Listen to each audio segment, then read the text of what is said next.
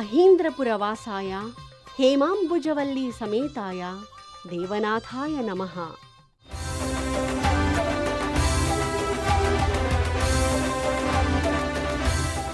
తిరువహీంద్రపురం చోళనాడుకి తొండైనాడుకి మధ్య ప్రాంతానికి చెందిన దివ్యదేశాలు రెంటిలో మొదటిది ఈ తిరువహీంద్రపురం. దేవనాథ పెరుమాళ్ హేమాంబుజవల్లితో కలిసి చంద్ర విమానంలో ఇక్కడ వేంచేసి ఉన్నాడు. ఈ తల్లినే వైకుంఠవల్లి అని కూడా అంటారు. ఆదిశేషుడికి, గరుడునికి, చంద్రుడికి, బ్రహ్మరుద్రాది దేవతలకు, భృగు మార్కండేయాది మహర్షులకు దర్శనమిచ్చి వారి ప్రార్థనపై అర్చామూర్తిగా ఇలా వచ్చాడు.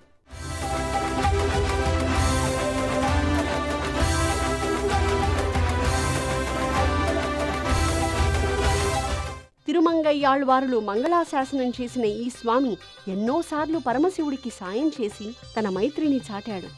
త్రిపురాసురులను సంహరించే ఉపాయం తెలియగోరి పరమశివుడు తపస్సు చేస్తే దర్శనమిచ్చిన స్వామి భూమిని రథంగా, సూర్యచంద్రులను చక్రాలుగా, వేదాలను గుర్రాలుగా, బ్రహ్మను సారథిగా, మేరుపర్వతాన్ని ధనుస్సుగా, వాసుకీ సర్పాన్ని నారిగా, 4 సముద్రాలు అమ్ముల పొదిగ చేసి ఇచ్చి బాణం చివర తానే ఉండి త్రిపురాసురులను సంహరించాడు.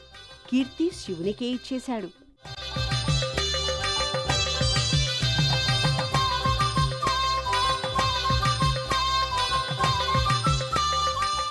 ఆ రక్తంతో జలాలు కలుషితమైనాయని కోపించిన సముద్రుడు శివుణ్ణి తనలోకి తీసేసుకుంటే శ్రీ మహావిష్ణువే బయటకు తెచ్చి ఈశాన్య దిక్పాలకుడిగా తిరిగి నిలబెట్టాడు.